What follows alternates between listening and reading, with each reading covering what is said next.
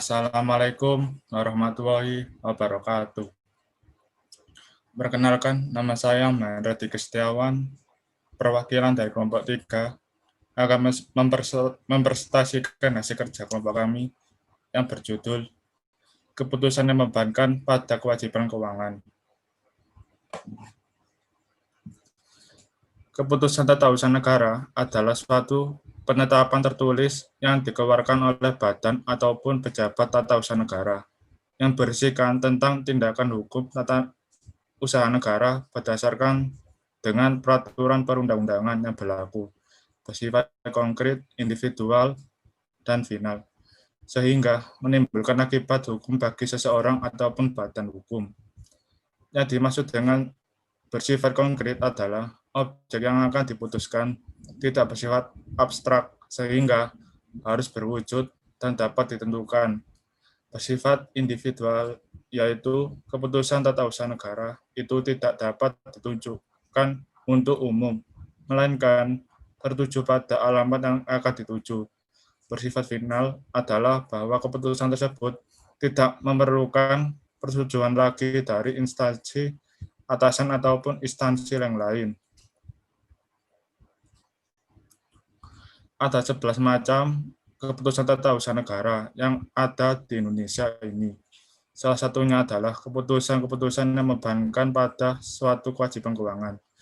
Yang dimaksud dengan keputusan yang membebankan pada suatu kewajiban keuangan ini adalah bahwa seseorang yang diwajibkan untuk memberi ataupun membayar sejumlah uang kepada pemerintah sesuai dengan peraturan yang berlaku di dalam negara Indonesia ini.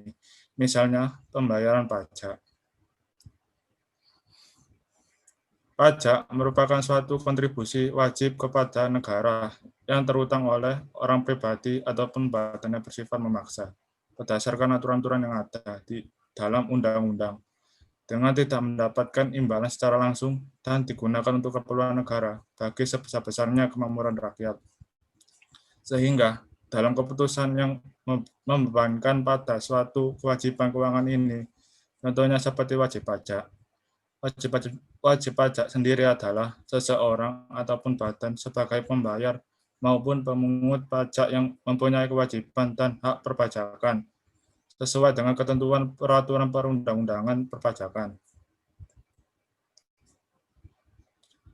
Dalam keputusan yang membebankan pada kewajiban keuangan berbentuk pembayaran pajak ini, terdapat beberapa macam surat seperti surat pemberitahuan atau surat wajib pajak yang digunakan untuk melaporkan pajak sesuai dengan ketentuan yang berlaku, surat setoran pajak, suatu bukti pembayaran yang dilakukan melalui formulir maupun melalui tempat pembayaran yang telah ditunjuk oleh pemerintah, dan surat ketetapan pajak yang meliputi pajak kurang bayar, pajak kurang bayar tambahan, surat pajak nihil, dan surat ketetapan pajak lebih bayar. Contohnya, seseorang yang memiliki beberapa kendaraan seperti mobil, motor, ataupun rumah, sehingga diwajibkan untuk membayar pajak atas benda yang ia miliki. Pembayaran pajak biasanya dilakukan bertahun dengan nominal yang telah ditentukan sesuai aturan yang berlaku dalam undang-undang. Semakin banyak harta yang ia miliki, maka akan semakin besar juga pajak yang harus ia bayar. Namun, karena terjadinya penyebaran COVID-19 ini, banyak sekali masyarakat yang kehilangan pekerjaan ataupun gajinya yang dipotong.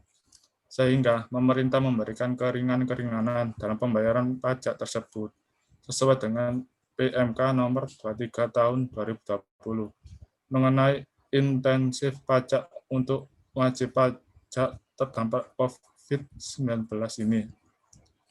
Sekian dari kelompok kami. Apabila ada kesalahan, mohon dimaafkan. Wassalamualaikum warahmatullahi wabarakatuh.